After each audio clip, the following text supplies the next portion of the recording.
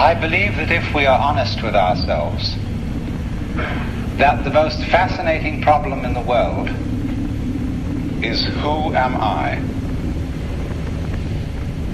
What do you mean? What do you feel when you say the word I?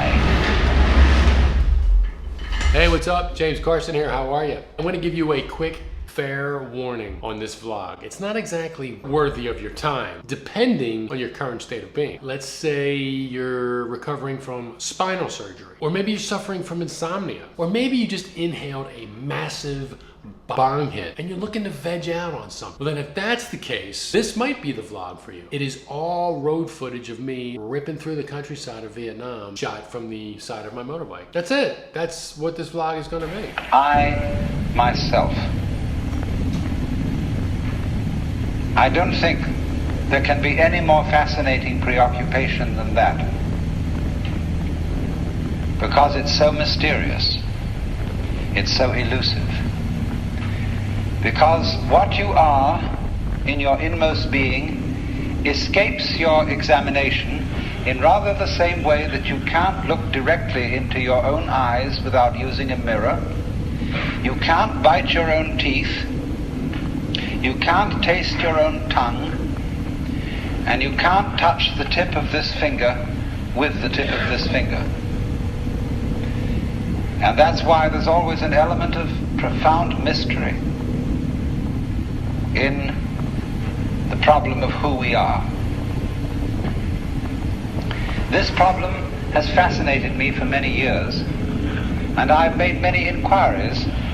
What do you mean by the word I? And there is a certain consensus about this, a certain agreement, especially among people who live in Western civilization. Most of us feel I, ego, myself, my source of consciousness, to be a center of awareness and of a source of action that resides in the middle of a bag of skin. And so we have what I have called the conception of ourselves as a skin-encapsulated ego. Now, it's very funny how we use the word I.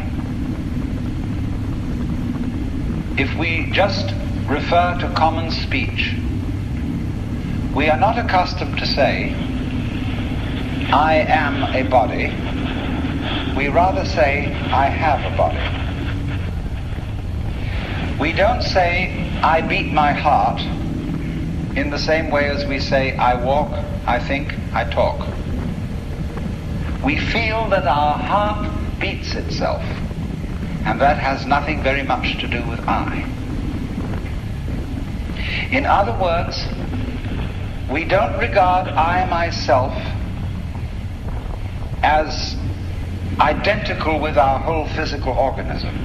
We regard it as something inside it. And most Western people locate their ego inside their heads. You are somewhere between your eyes and between your ears, and the rest of you dangles from that point of reference. It is not so in other cultures. When a Chinese or Japanese person wants to locate the center of himself, he points here, not here. Here to what Japanese call the kokoro, or the Chinese call shin, the heart, mind. Some people also locate themselves in the solar plexus. But by and large, we locate ourselves behind the eyes and somewhere between the ears, as if within the dome of the skull there were some sort of arrangement such as there is at the SAC headquarters in Denver, where there are men in great rooms surrounded with radar screens and all sorts of things, and earphones on, watching all the movements of planes all over the world. So in the same way, we have really the idea of ourselves as a little man inside our heads, who has earphones on, which bring messages from the ears, and who has a television set in front of him, which brings messages from the eyes, and all sorts of electrode things are all over his body, giving him signals from the hands and so on, and he has a panel in front of him of buttons and dials and things, and so he more or less controls the body, but he isn't the same as the body, because I am in charge of what are called the voluntary actions. And what are called involuntary actions of the body, they happen to me. I am pushed around by them, but to some extent also I... Hey! You enjoying the video? Just checking in on you, seeing if you're still watching, seeing if you're enjoying the sight of my hairy left calf muscle. Or maybe you're just having fun listening to Alan Watts. Guy's a great talker, isn't he? This, I have concluded, is the ordinary, average conception of what is oneself. And look at the way children, influenced by our cultural environment, ask questions. Mummy, who would I have been if my father had been someone else? You see, the child gets the idea from our culture that the father and mother gave him a body into which he was popped at some moment. Whether it was conception or whether it was parturition is a little bit vague. But there is, in our whole way of thinking, the idea that we are a soul, a spiritual essence of some kind, imprisoned inside a body. And that we look out upon a world that is foreign to us. In the words of the poet Houseman, I, a stranger and afraid, in a world I never made. And so therefore we speak of confronting reality, facing the facts. We speak of coming into this world. And this whole sensation that we are brought up to have of being an island of consciousness locked up in a bag of skin, facing outside us a world that is profoundly alien to us in the sense that what is outside me is not me. This sets up a fundamental sensation of hostility and estrangement between ourselves and the so-called external world. And therefore, we go on to talk about the conquest of nature, the conquest of space, and view ourselves in a kind of battle array towards the world outside us. I shall have much more to say about that in the second lecture. But in the first now, I want to examine the strange feeling of being an isolated self. Now actually, it is absolutely absurd to say that we came into this world. We didn't. We came out of it. What do you think you are? Supposing this world is a tree. Are you leaves on its branches, or are you a bunch of birds that settled on a dead old tree from somewhere else? Surely, everything that we know about living organisms from the standpoint of the sciences shows us that we grow out of this world. That we, each one of us, are what you might call symptoms of the state of the universe as a whole. But you see, that is not part of our common sense. Western man has for many centuries been under the influence of two great myths. When I use the word myth, I don't necessarily mean falsehood. To me, the word myth signifies a great idea in terms of which man tries to make sense of the world. It may be an idea, it may be an image. Now, the two images which have most profoundly influenced Western man are, number one, the image of the world as an artifact, like a carpenter's table or a jar made by a potter.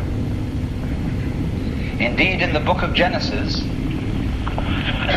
there comes the idea that man was originally a clay figurine made out of the earth by the Lord God, who then breathed into this clay figurine and gave it life.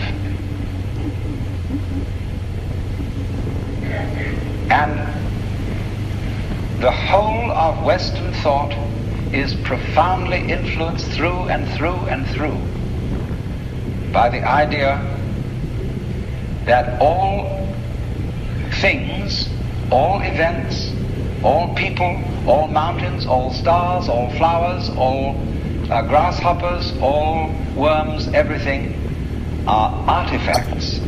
They have been made. And it is therefore natural for a Western child to say to its mother, "How was I made?" That would be quite an unnatural question for a Chinese child, because the Chinese do not think of nature as something made. They look upon it as something that grows, and the two processes are quite different. When you make something, you put it together, you assemble parts, or you carve an image out of wood or stone, working from the outside to the inside. But when you watch something grow, it works in an entirely different way. It doesn't assemble parts. It expands from within and gradually complicates itself, expanding outwards, like a bud blossoming, like a seed turning into a plant. But behind our whole thought in the West is the idea that the world is an artifact, that it is put together by a celestial architect, carpenter, and artist, who therefore knows how it was done. When I was a little boy, and I asked many questions which my mother couldn't answer, she used to resort in desperation to say, "My dear, there are some things that we are not meant to know." And I said, "Well, will we ever find out?" And she said, "Yes, when we die and we go to heaven, it will all be made clear." And I used to think that on wet afternoons in heaven, we would all sit around the throne of grace and say to the Lord God, "Now just why did you do it this way? And how did you manage it that?" And he would explain it and make it all very clear. All questions would be answered. Because as we have popularly, in popular theology, understood the Lord God, he is the mastermind who knows everything. And if you ask the Lord God exactly how high is Mount Whitney, nearest millimeter, he would know exactly like that and would tell you. Any question. The Cosmic Encyclopedia Britannica.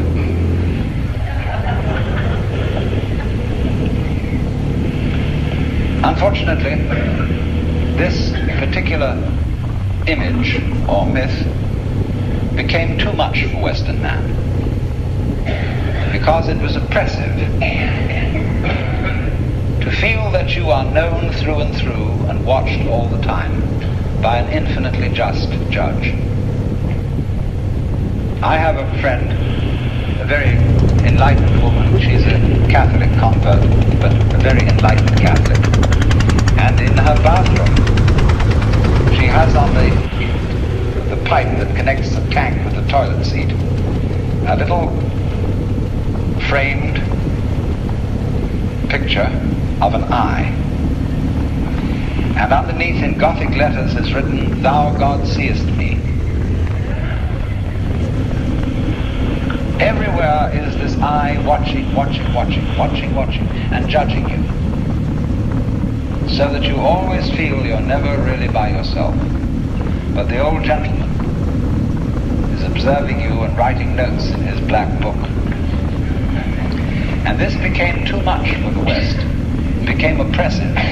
They had to get rid of it. And so instead, we got another myth. The myth of the purely mechanical universe. This was invented at the end of the 18th century. Became increasingly fashionable throughout the course of the 19th century and well into the 20th century, so that it is today's common sense. Very few people today really believe in God in the old sense. They say they do, but they really hope there is a God. They don't really have faith in God. They fervently wish that there was one and feel that they ought to believe that there is. But the idea of the universe being ruled by that marvelous old gentleman is no longer plausible.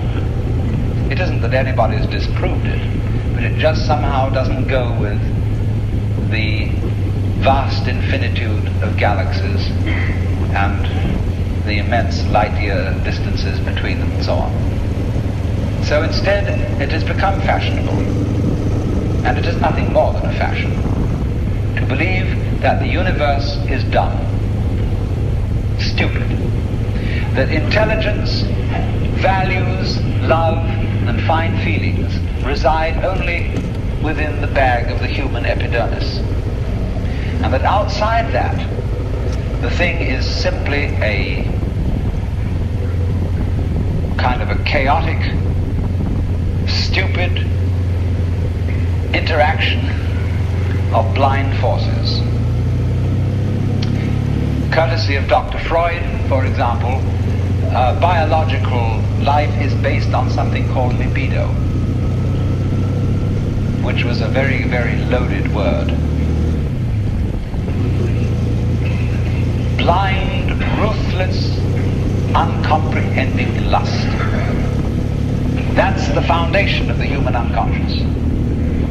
And similarly to thinkers like of the 19th century, like Ernst Haeckel, even Darwin, T.H. Huxley, and so on, there was this notion that at the root of being is an energy. And this energy is blind. This energy is just energy, and it's utterly and totally stupid. And our intelligence is an unfortunate accident.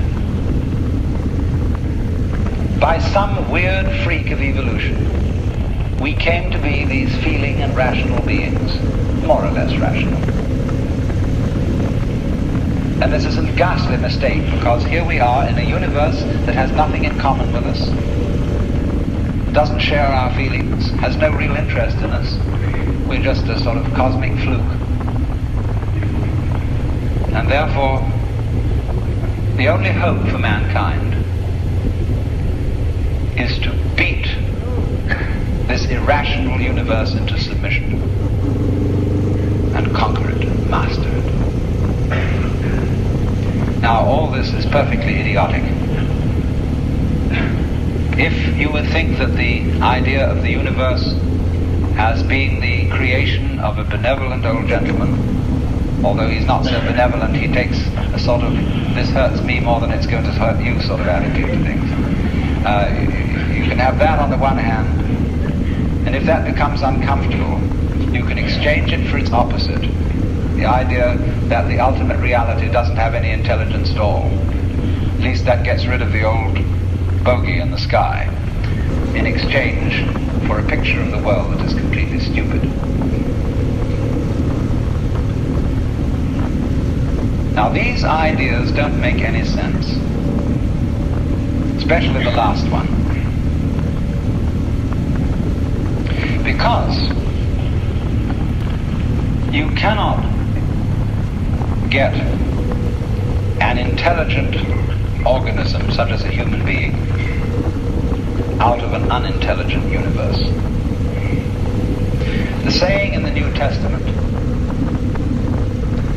that figs do not grow on thistles nor grapes on thorns applies equally to the world. You do not find an intelligent organism living in an unintelligent environment.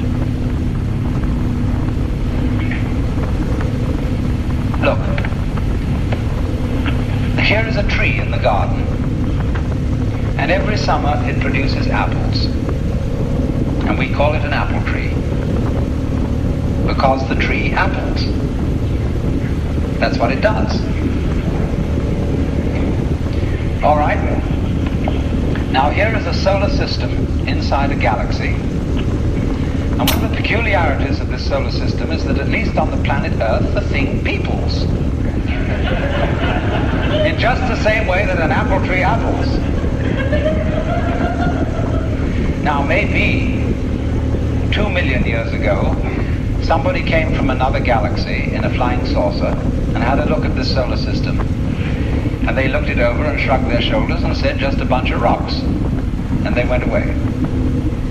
Later on, maybe 2 million years later, they came around and they looked at it again. And they said, excuse me, we thought it was a bunch of rocks, but it's peopling. And it's alive after all. It has done something intelligent. Because you see, we grow out of this world in exactly the same way that the apples grow on the apple tree. If evolution means anything, it means that. But you see, we curiously twist it. We say, well, first of all, in the beginning, there was nothing but gas and rock. And then intelligence happened to arise in it, you know, like a sort of fungus or slime on the top of the whole thing. But we're thinking in a way, you see, that disconnects the intelligence from the rocks. Where there are rocks, watch out. Watch out, because the rocks are going eventually to come alive.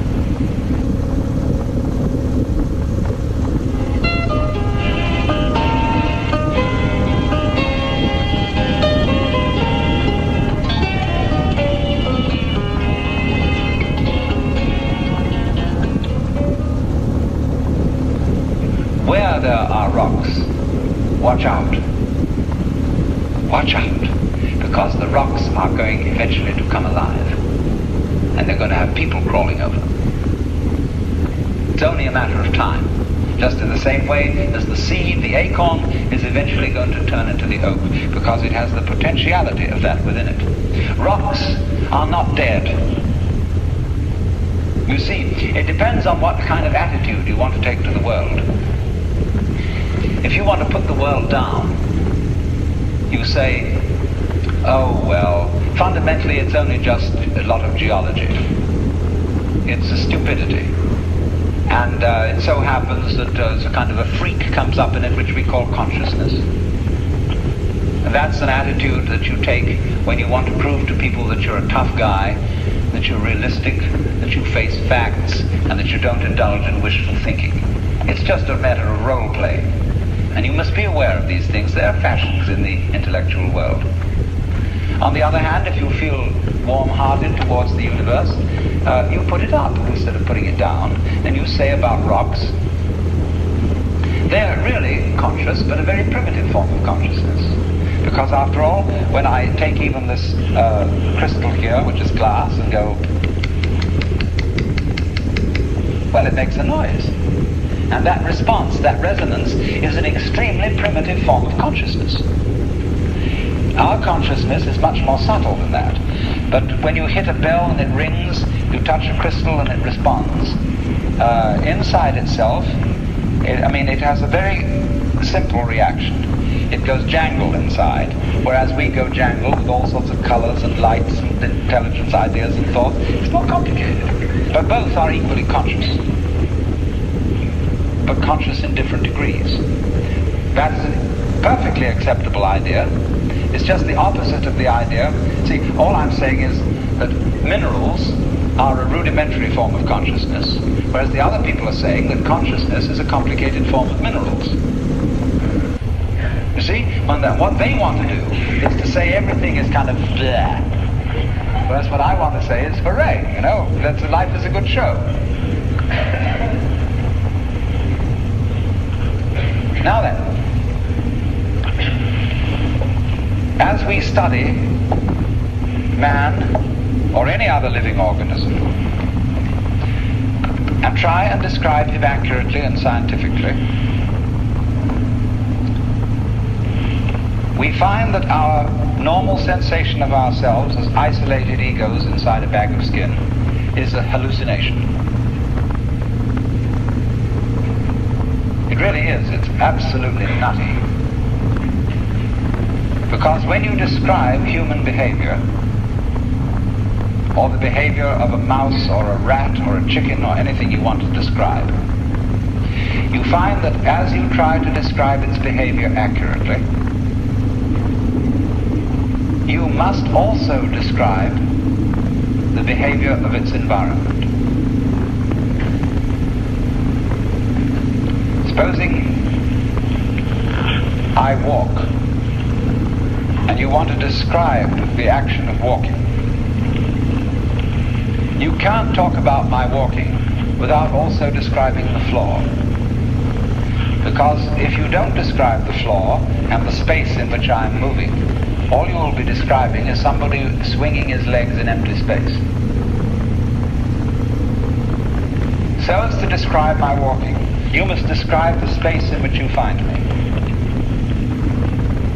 You know, you couldn't see me unless you could also see my background, what stands behind me. See, if I myself, if the boundaries of my skin were coterminous with your whole field of vision, you wouldn't see me at all. You would see my bright red vest instead. That's why I put it on this evening, to demonstrate this point. And that would be the thing that filled your field of vision, that was the thing standing there. You wouldn't see me, because in order to see me, you have to see not only what is inside the boundary of my skin, but you have to see what is outside it too. Now that's terribly important.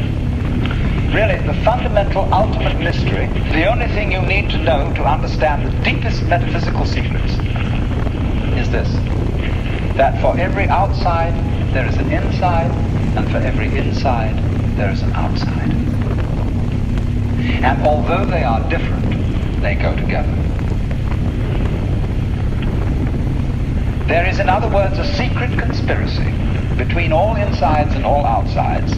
And the conspiracy is this: to look as different as possible, and yet underneath to be identical. Because you don't find one without the other. Like Tweedledum and Tweedledee agreed to have a battle.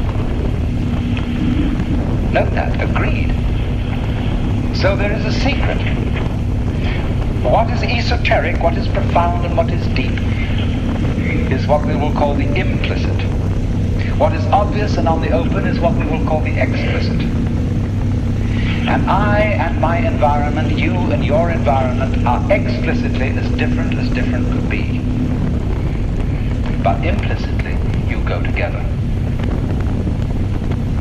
And this is discovered by the scientist when he tries, as the whole art of science is to describe what happens exactly. And when he describes exactly what you do, he finds out that your behavior is not something that can be separated from the behavior of the world around you. He realizes then that you are something that the whole world is doing. Just as when the sea has waves on it, all right, the ocean is waving. And so each one of us is a waving of the whole cosmos, the entire works, all there is. And with each one of us, it's waving and saying, yoo-hoo, here I am. Only it does it differently each time, because variety is the spice of life. But you see, the funny thing is, we haven't been brought up to feel that way. Instead of feeling that we, each one of us, are something that the whole realm of being is doing, we feel that we are something that has come into the whole realm of being as a stranger. When we were born, we don't really know where we came from, because we don't remember. And we think when we die, that's just going to be that. Some people console themselves with the idea that they're going to heaven or that they're going to be reincarnated, or they're going to Summerland or something, you know. People don't really believe that. But for most people it's plausible. The real thing that haunts them is that when they die, they go to sleep and never going to wake up. They're going to be locked up in the safe deposit box of darkness forever. But that all depends, you see, upon a false notion of what is oneself. Now, the reason why we have this false notion of ourselves is, as far as I can understand it, that we have specialized in one particular kind of consciousness. Being very general, rough, we have two kinds of consciousness. One I will call the spotlight, and the other the floodlight. The spotlight is what we call conscious attention. And that is trained into us from childhood as the most valuable form of consciousness. When the teacher in class says, "Pay attention," everybody stares. It looks fast at the teacher like that. That's spotlight consciousness. Fixing your mind on one thing at a time. Concentrate. And even though you may not be able to have a very long attention span, nevertheless you concentrate. You use your spotlight, one thing after another, flip, flip, flip, flip, flip, flip, flip, flip, like that. But we also have another kind of consciousness, which I'll call the floodlight. For example, you can drive your car for several miles with a friend sitting next to you, and your spotlight consciousness will be completely absorbed in talking to your friend. Nevertheless, your floodlight consciousness will manage the driving of the car, will notice all the stoplights, the other idiots on the road, and so on, and you'll get there safely, without even thinking about it. But our culture has taught us to specialize in spotlight consciousness, and to identify ourselves with that form of consciousness alone. I am my spotlight consciousness. My conscious attention, that is my ego, that is me. And very largely we ignore the floodlight. Now the floodlight consciousness is working all the time. Every nerve end that we have is its instrument. You know, you can go out to luncheon or something and you sit next to Mrs. So-and-so, and you go home and your wife says to you, "Was Mrs. So-and-so there?" "Yes, I sat next to her." "Well, what was she wearing?" "Well, I haven't the faintest idea." You saw, but you didn't notice.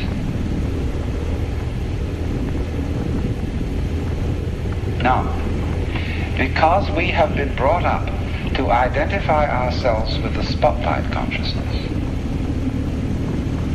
and the floodlight consciousness is undervalued, we have this sensation of ourselves as being just the spotlight, just the ego that looks and attends to this and that and the other. And so we ignore and are unaware of the vast, vast extent of our being. People who by various methods become fully aware of their floodlight consciousness have what is called a mystical experience, or a cosmic consciousness, or what the Buddhists call bodhi, awakening. The Hindus call moksha, liberation, because they discover that the real deep, deep self, that which you really are, fundamentally and forever, is the whole of being. All that there is, the works, that's you. Only that universal self that is you has the capacity to focus itself at ever so many different here and nows.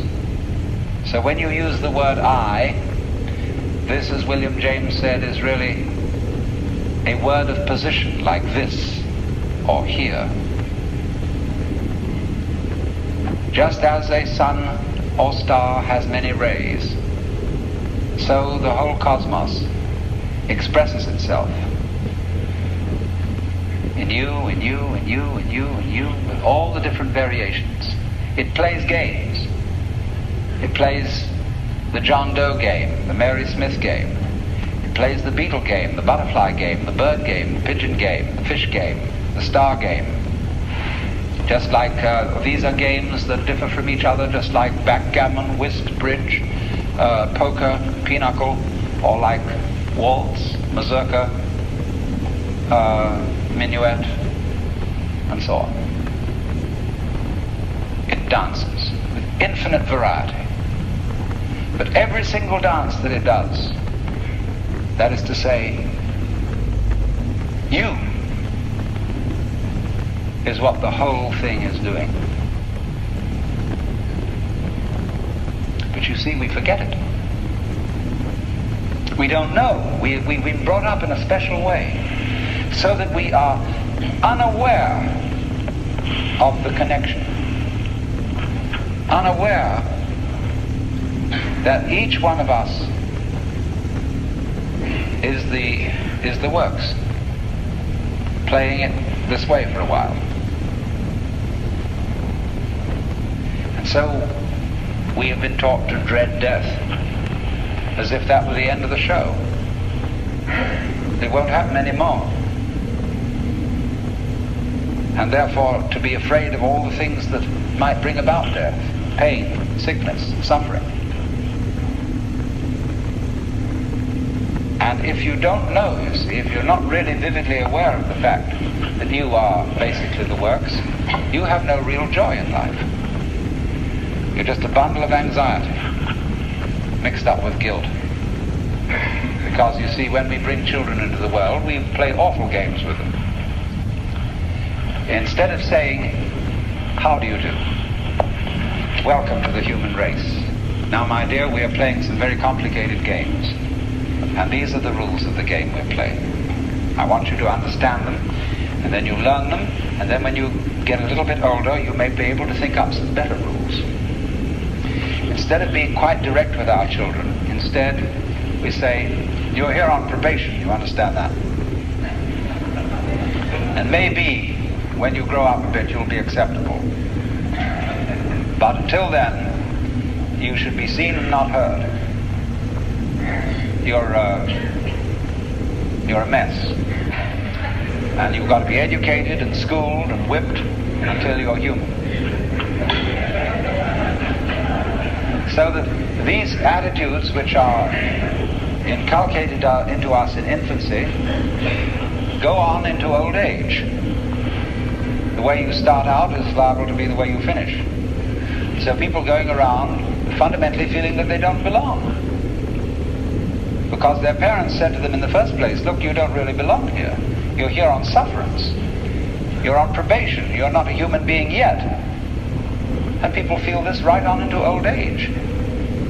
And so they figure that the universe is presided over by this awful kind of God the Father parent, who, yes, has our best interest at heart, is loving, but who spares the rod, spoils the child. Whom the Lord loveth, he chasteneth.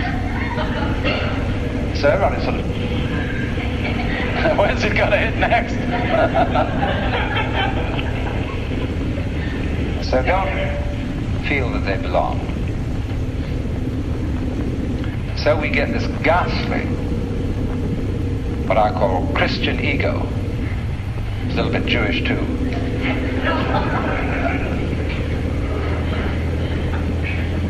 Who really feels that he's homeless, he's an orphan. Even the Christians say we are sons of God by adoption and grace. Not real sons, but by adoption and grace and sufferance. And so comes this sensation, you see, so characteristic of Western man and indeed of all highly civilized people, of being a stranger in the earth, a momentary flash of consciousness between two eternal blacknesses. therefore in constant contentiousness with everything around you, not only with other people, but with the earth, with the waters. And the symbol of it all in our culture is the bulldozer.